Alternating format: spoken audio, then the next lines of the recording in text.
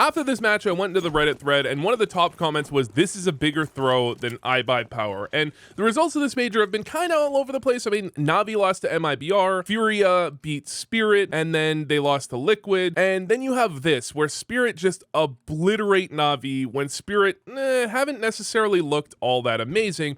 Now, I wanted to take a look at exactly how this one breaks down, because, I mean, Navi were probably the favorites. I mean, you could argue maybe Vitality could be a little ahead of them, but at worst, Navi were one of the favorites for this event, and they could actually go out really, really early on. It's not looking too great for them so far. They really actually just need to start showing up. I mean, their players look like they're just not prepared. So looking at this, you got Bit. I mean, Bit had what was a really effective position. They weren't ready for him at all. He didn't whiff too hard there, I don't think, but at the same time, you just can't be in that type of situation and not get a kill. Donk obviously is activating, but I mean, when you actually think about the, okay, Donk just makes it look so easy, man. But one of the reasons I wanted to look at this is because Mirage is such a good map for Navi, and Mirage, when Spirit was having their run, you know, in Katowice when they won it, Mirage was one of their home maps. I don't think it was their number 1 map. Maybe it was like their number 2 or number 3 map. It was one of their, but it was definitely a map they were comfortable picking against a variety of opponents, and it kind of slowly declined. You know, teams figured out the way they were playing, teams started to counter them, and they continued to pick it, and this was, I believe this was map 3 against FaZe at the major that they lost, or maybe it was their pick, but I remember it was kind of just slowly declining. However, if they can solve their problems on Mirage, I can kind of see Spirit as a team that could definitely come back into, you know, into their form. They kind of, what I think they need is they need Zontix to start showing up like he was, you know, near the beginning of their run, and they need to fix their Mirage, and maybe those two things are related, but that's why this was an interesting matchup, because they let it get to Mirage, so Spirit are pretty confident on Mirage again, and they're playing what was at one point, you know, I mean, Navi, I think they went 12-0 on Mirage at some point. So looking at this game, I mean, you had the pistol round, Donk kind of carried it, and maybe this is another game that's really just the Donk show as Donk goes through underpass. I'm surprised you didn't see Ime, because Ime's legs were visible, but sometimes it's just kind of hard to see out of the top of your screen there, and you're expecting the guy to be in a slightly different position. So Ime just gets a kill, gets away, 5v4. Spirit actually end up with pretty good control of the map. They went for the fast play, double through underpass, which Ime's play kind of was decent enough to counter, but you know, I think in reality, Donk was probably supposed to spot him and get the kill. And then you actually have Shiro go back around trying to retake ramp control. One of the things that Navi do like to do very consistently, or relatively consistently at least, is when they lose control of middle, they are very active very quickly at taking back other parts of the map, at taking palace control or ramp control. They do it very regularly. And so you saw Zontix, he actually walked back, made sure apartments was still under the control. Shiro, not only does he go back and clear ramp, he actually goes back all the way around a second time to clear palace as they set up for the mid to A split. And I mean, Bit doesn't really whiff there, but it's definitely not an easy shot, but I think he gets that probably the majority of the time. And then they ended up in this kind of awkward situation. You actually have a really nice flank from JL as he makes his way into connector. He actually stops the bomb plant with 10 seconds on the clock, but just he runs into the wall. I think, honestly, if JL doesn't run to that wall, Chopper has to commit to him a little bit longer. This becomes a lot more awkward. But really, the round is based around Magix getting that kill on Ime, because Magix gets that kill, they win the round. Magix doesn't get that kill, the bomb is unretrievable. The round, they have 0% chance of actually winning that round, because not only is the bomb unretrievable, but they wouldn't even be able to take a duel against the player CT before the round was over, you know? We'll call that a chaotic round, but still, I mean, chaos is oftentimes where Spirit kind of thrive, because that's where Donk can have the most, you know, optimal engagements, I suppose, even though Donk was actually dead there. I think when things get messy, it's a little bit harder for teams like Navi that are super coordinated, as opposed to teams like Spirit who kind of play a little more of a looser style at times. However, one of the things I believe Navi players have said is, you know, you want to make sure your players are on the same page, so when rounds start to break down, they often will make the same decision together, and making sure, you know, you want to make sure that players are willing and capable of making the correct, I think Blade said this actually, that, you know, you need to get them in the right mentality so that when things go different, when rounds get chaotic, you actually can have players make the correct decision under pressure. And I think Navi actually has done a very good job of that, and that's what allows them to have such a variety of players that can pop off from game to game, and it doesn't feel like Navi is quite like fully reliant on one player doing, you know, doing insanely well. They can adjust to Bit having a great game, to JL having a great game, to Ime having a great game. Like, any player can pop off, and it still feels like it's all part of the plan, you know? But what isn't part of the plan is when nobody pops off, which is apparently what happens in this game. But, you know, B take from Spirit. Donk actually died first. I mean, that's the reality of Donk. It still triggers me a little bit when I see people talk about Donk and they go, well, he's just not that consistent. He's just not. Well, Donk is very consistent, hyper consistent when you look at entry fraggers. Okay, for his role, he's extremely consistent. The problem is when you go in first, you can very often, especially against very good riflers like Nico, for example, just get absolutely blown up with no chance to do anything. And that's kind of what happened in the previous round. I mean, he ran in first, he hard cleared the angle that someone was playing, but he just got instant dinked from a 5-7.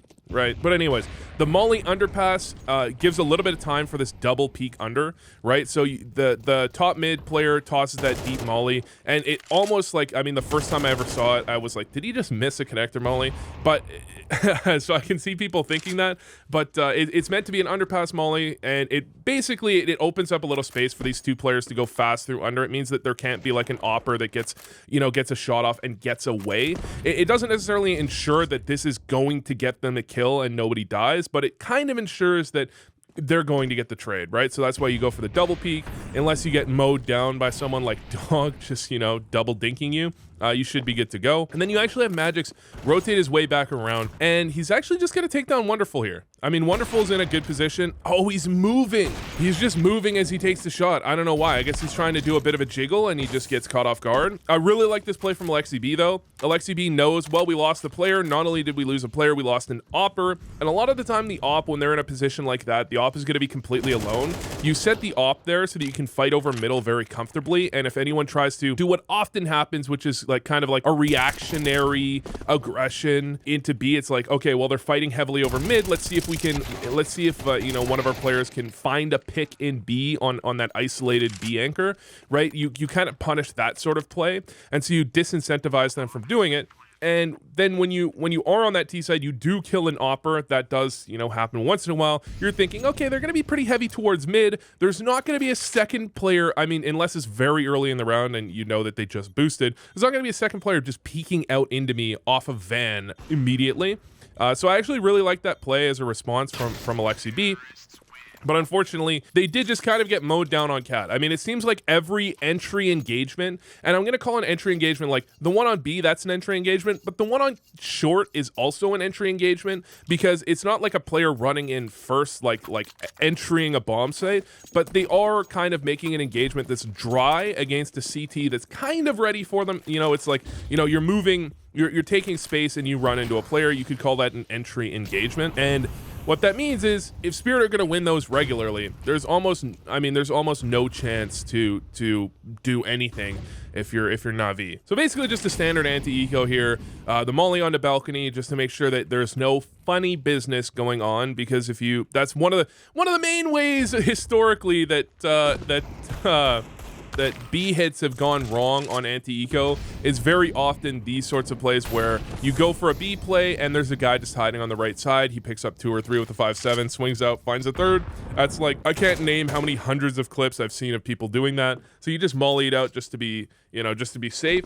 The only problem is that it can kind of be a bit of a tell that you're going B because you only have one player to throw one molly. Even if you molly that out, the CTs can actually just get to that position later if you only have one player. So it's like either you're staying there staring at it the entire rest of the round, or there's always a possibility that someone could boost up or just jump up there a little bit later. But I don't know how this round is supposed to actually go Spirit's way. I actually kind of wrote this round off. I thought there was almost no chance. And okay, there is no chance. Okay. I was like, they have 5 players B in I think it was a 5v3 or a 5v2. No, it's a 5v3. That should just be kind of unwinnable. To their credit, Spirit did a pretty good job of making that work. They had Chopper coming through CT spawn, created some slight problems, but at the same time, that's indicative of some bad things that even got to be a close round, you know? Now, one of the things that I've seen a lot of teams doing recently, and it's actually, I've seen commentators and analysts note this, teams are starting to realize that B can be very much a weakness for certain teams, and you can just kind of do somewhat like explosion style plays where you have that opper lead in. If he gets the kill, you pop in, you bring the bomb, you explode into the bomb site, and you catch that cat player before you can rotate back into the bomb site, and that can be very effective. And I think teams are starting to realize that. That's why you saw the reason that this setup looks the way it was, by the way, 3 players behind Shiro, and then just kind of randomly canceled, it looked like. The reasoning for that is that you need to have the bomb there, and at least, you know, like the opper, the bomb, and you really need a third player, because if that opper does get a kill, if you want to be able to instantly win the round off of that, you need 3 players. But the problem with that is that if you don't end up going B off of that play, having 3 players B is actually a pretty big commitment. So that's, I think, why this strat hasn't been like super common over the years, even though like I used to run it like back in 2015. I mean, teams have run it. It's just the problem is that what are you going to do if you don't find a pick, right? When do you cancel? At what timing do you cancel? And how do you turn it into a winnable round afterwards? And this is a pretty interesting take on that, because they actually have the molly. They actually build this specifically so that Chopper can edge through that smoke, right? They've got the molly to the right and the molly into ladder room so that Chopper can make his way over, and actually he's kind of got a bit of a one-way. And just a really good engagement against JL, and then that completely isolates AlexiB, and AlexiB is actually a surprisingly good aimer. Like, if you look at his pistol rounds, you can see his point-click aim is actually quite solid, and that's a great example of that. That shot was kind of crazy, but still, if you're swarming him with 3 players, he's really not got much of a chance to succeed, and the round just kind of collapses for Navi immediately afterwards. I mean, look, are Navi right now landing shots that are hard? Like, are they hitting insane shots? No, but are they missing super easy shots like people kind of led me to believe? Not really either. To be honest, it feels more like Spirit are just insta-gibbing Navi every time they're on their screen. Like, one of the things people used to say about like Prime VP, like the Polish VP with Pasha and Taz and Snacks and them, is that, you know, when the machine got rolling, right, the Virtus Plow, they would just kind of, everybody on their team would just kind of insta-give, like, you would just be dead immediately. Like, you would barely even see these players and you would already be dead. You know, and that's kind of feeling like what I'm seeing from Spirit at the moment. Like, this is an awkward engagement for Bit, right? Maybe he pushes a little too early, but you see players do that all the time. And you usually, if someone's not, especially with the way Spirit's been playing, where they've been going very fast underpass when they've been going underpass, I can understand exactly how that type of thing happens. And then Wonderful, I mean, the play from Wonderful, he's just doing a jiggle and he just gets caught off guard on the timing, really. Like, if we watch this again, okay, jiggles, actually I take it back. Okay, he does get caught off guard on the timing. However, that's not just the timing. He's not ready for it. And I mean, that is timing as well. But the reality is that he should be ready for a player to be there. The thing is, because of the timing of, like, he jiggled, saw no one, jiggled again, he was really, I think, thinking about clearing another angle and wasn't as ready as he should have been. Then JL, that's more of a miss. How people are just gonna say I'm running like Defense Force, but like, when you actually look at the exact timing, okay, give me a break here, okay, give me a break. All right, when he peeks out, this is the exact moment that Zontix starts moving. So he does flick to his head, and admittedly, he probably should get the kill anyways, but you've probably had that happen to you at some point where, like, you peek out on someone, you put your crosshair on their head, and that's the exact moment they started moving. And Zontix wasn't reacting to JL in sandwich there. He was actually, I mean, Zontix was just clearing another angle and just moved at the same time. Still, I think JL probably, I mean, he should be finding that the majority of the time. But am I going to say that he, like, hard whiffed? he kind of got unlucky on the timing as well, I think. So 7-1 scoreline, nice. By the way, it was 7-1 in Fury versus Spirit as well, and I noted that. So I recorded the Spirit versus Fury game, but the problem is I couldn't release it until like after Fury had already played another game, and I think they had like played against Liquid and lost. And so I was like, am I really gonna release that? So I've recorded a few of those this major where it's just because of the time that these games start, it's like,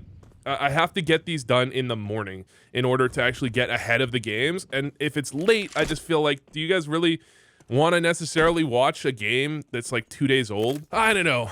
Anyways, 7-1, you have kind of a thrift store buy coming out of Navi. They've got a couple of rifles, I think, saved over, right? They saved they saved one rifle from the previous round on Ime.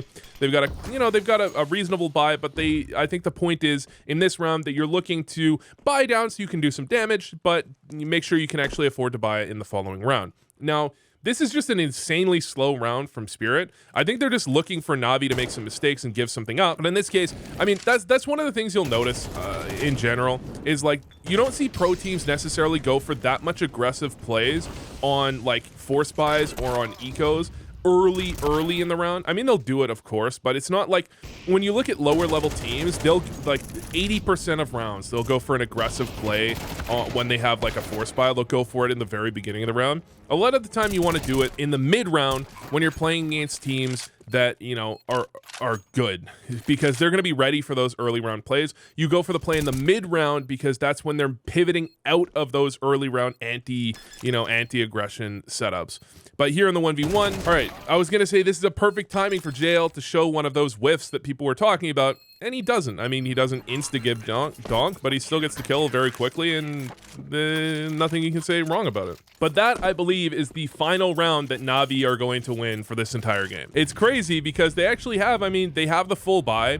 They have a setup that they really want, although that maybe you could say Bit is playing this spot a lot recently, so maybe teams are starting to actually get a read on that. I saw someone molly top balcony the other day, but he actually drops down. They've got the op towards A. They're basically in the perfect setup for this exact play. Like, you don't really want to be doubling Palace when your opponents are smoking Palace off and they're doubled up on A. However, it can get a bit complicated because you can throw one flash from this player, can drop just over Palace and full blind anyone in this area that's looking at Palace. But I think that's one of the reasons that this angle is kind of effective, because you usually look connector off of this, right? The flash might pop and you pivot and turn and look straight at it. Especially when Bit goes on top of balcony, it can be a pretty effective angle to deal with that. But they actually go for the re-aggression to retake ramp. And not only that, but Shiro actually misses a shot, gets pushed off the angle. The player connector dies. Okay, yeah, that's probably the biggest kill in the round, where now you're getting pinched. You're kind of in the middle of the open. There's no great position. Bit is stuck. He's just completely stuck. Yeah. So this round just completely crumbles off of that connector player dying, and that's just, I think, a straight up 1v1 that Chopper just gets a kill on Ime in an uncomfortable position. Yeah, Ime's in a pretty good spot here, but you just have to win the 1v1. Oh, he's just not in a great spot. Chopper just sees him long before. He just has, because it's a left eye angle, and people overrate left eye angles for sure. But like, if we look at this, okay, how fast does he see him? He crouches over, he just keeps moving. Chopper sees Ime. It's not even close to seeing Chopper, right? Continues, still doesn't see him. This is just, I mean, he barely sees him and Chopper's already hitting him. This is not a great, is that like an angle where maybe it's an angle where the player's here, you're catching them when they're on this angle, you're catching them looking, yeah, you're probably catching the players coming up the stairs, you're catching them looking at default, and that's like, you have a slight advantage there. But that angle, if Chopper's on that ledge and Ime's at that exact angle, I think he's just a little too wide. You know, in my mind, he doesn't want to be here, he wants to be like here, because then you're not like, I don't know. But maybe players just don't do what Chopper does very often, and so it's like not something you're really expecting, and Chopper just kind of caught him off guard. But yeah, that setup kind oh my god, Chopper. That setup kind of, it just requires that connector player not to die, right? And one of the reasons that you might see Ime in that position might be that, here's an example, maybe Spirit typically re-smoke top connector in these sorts of rounds, and Ime isn't expecting a player to actually be in connector just kind of sitting there, because that can go very wrong, especially because, think about this for a second, let's imagine that that Wonderful just didn't move, right? Wonderful, one of the angles that Wonderful plays quite often is this play from default over towards connector. If Wonderful just sits there, and maybe Ime was even expecting that because Wonderful was there a couple of seconds earlier, so it might have been that Ime was expecting Chopper couldn't be at that angle, but if I almost said Legendary. If Wonderful just hadn't moved, if he had just stayed default looking connector, that's just a free kill, and then the round kind of crumbles, you know? I mean, it still can go well, but it's not, you're not exactly in the greatest positions because Spirit even had a player on cat, right? They had one player on short, they had one player on connector, they were kind of spread in middle. They didn't have any ability to really respond to Chopper dying all that effectively. 8-2 now, and this is where the half is kind of like over, you know? And this is where you're really looking already at next piss around, because no matter what Navi do, they could win the next 2 rounds, which they, you know, don't have much of a chance to do in this situation. They can win the next 2, they still have to win pistol. They absolutely have to win pistol. But I like this little play from Chopper where, you know, a lot of what you're doing here is, as Chopper is, you're trying to check, like, are they stacking A or not? And as soon as you see a single player, that can be the signal, okay guys, you can go out A, because they're not, like, there is the chance, of course, that your opponents could be 4 stacking A and they have 1 B, but generally, I mean, that may happen, but you reduce the odds of walking into a stack pretty dramatically if you actually spot at least 1 player in towards B, because I think they had already spotted at least 1 player towards middle, right? So I think if Chopper had continued forward and hadn't seen anyone for a little while, they probably would have paused this A site walkout and just waited and seen if Chopper could do anything. The key is, though, I've seen teams kind of mess this up before. You have to make sure you're doing that early enough in the round, right? Because if it's 10, I was coaching a team in advance, and they did this exact play, but there was like 15 seconds on the clock, and it's like, okay, but like if you walk out B and it's empty, what's that gonna do for you? It's just like, yeah, guys, by the way, you're walking into a stack. Is there anything you can do to stop it? No, you just gotta walk into it. Like, I mean, I guess the information is valuable, but at the same time, it's like, you know, you actually have to have the time frame to be able to activate off of that information and do something, you know? Anyways, double up on A, Ime and Bit. You know, they're basically just getting completely run over, and I think they've taken a pause or 2, but in this type of situation, I think you kind of just need, I've heard IGLs talk about this before, and it's definitely something to think about if you ever are IGLing, to think about, you know, if players are having a bad game, or if just players just aren't activating individually, trying to put them in good positions to actually have a good round to get them into the game.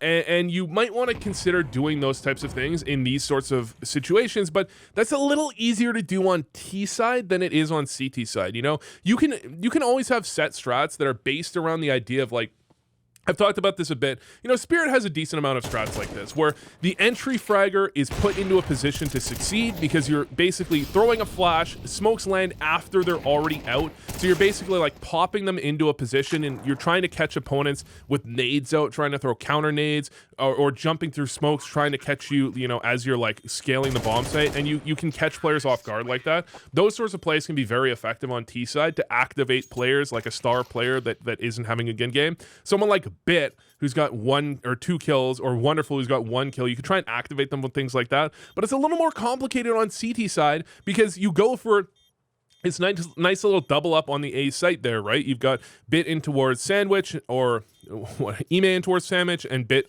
under balcony. You go for this double up, and if your opponents just go B, then they feel even worse because yet again they've had a round where they just didn't really have a chance. Now, obviously, if you've got 12 deaths like Bit does, you had a chance to get a kill at some point several times. But if you actually look at the deaths Bit had in this game, I mean, for example, the one where they get split on A, they were caught ramp. I mean, Wonderful just didn't. I think Wonderful missed a shot, or was it Shiro that missed a shot and Bit just couldn't get the kill after he missed? He didn't really miss, but then his player dies, Ime dies connector, And then Bit's just on a complete island, has like zero chance to do anything. And what happens here? He swings through the bomb site, and instantly Magix has the angle lined up. And when it comes to USPs, it's kind of like Deagles, you know? If a USP misses the first shot, their odds of getting the kill go down like 80% probably. Like they just go, oh my god. I've never realized how big this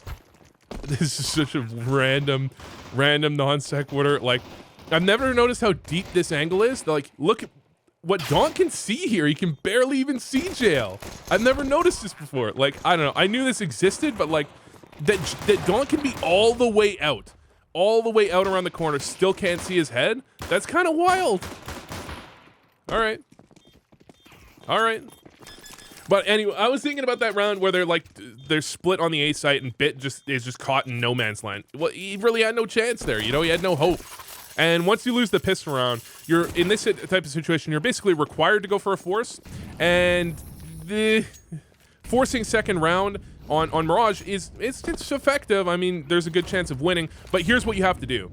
You have to go for this type of play. Because if your opponents are fighting for A, you need to use the utility to take it. But the problem is, in this situation, when Spirit know Navi are kind of required to go for a force here, the problem is they don't actually have to play on A, because you're 11-2 up, you can give up a plant. It actually doesn't really matter, right? As long as you make sure that you win the round, you can give up a plant. It doesn't matter at all, right? And teams are like leaning into this a lot more often, I feel like, recently, because teams on T side are forcing so consistently. And there's you're forcing second round T-side Mirage. What strats can you go for? You can go for a mid play, like a heavy mid contest. But the problem is, if you go for a heavy mid contest, you can't use the correct amount of utility to take middle, because then you don't have the utility to take A and B. So you can overstack middle a lot of the time, which is exactly what Spirit did there. And if your opponents go for a mid contest, they're just not going to have the right firepower. They're going to be low on AKs. They're going to have some glills. They're going to have Tech 9s, they're not going to have the right firepower. Plus, mid is long range, so if your opponents win mid, it could be hard for them to retrieve the weapons, even if they do take it. And most importantly, again, they don't have the utility to take it correctly, so they're going to have to miss some flashes. You're going to have openings to land shots, especially if you go heavy on M4s. So you stack towards mid, and if your opponents take A, they kind of have to full exec it, because most of the time you're probably going to have a pretty reasonably heavy A hold, and if you don't use the correct utility, especially, you can get mowed down from jungle. So you have to use all that utility to take A, and then your opponents, like, you know, if you're CT side, you just have utility left over, you just retake. Like, you can molly out Firebox, you can molly Tetris, you just don't waste that utility early because you're not even really trying to defend A. You can hold on to your utility reasonably well. You molly out a couple of angles, you can smoke off ramp if you want, or smoke off palace. And not only that, because of the new, you know, it's not new, but like, because of CS2's nade mechanics, you can nade out the smoke jungle and get a free kill, at least one free kill at some point during the play if you have any decent timing at all, right? So actually, really interesting that I don't know, I kind of went on a tangent. Really interesting, just the theory behind those second round forces on Team Mirage, especially when you know they have to be happening.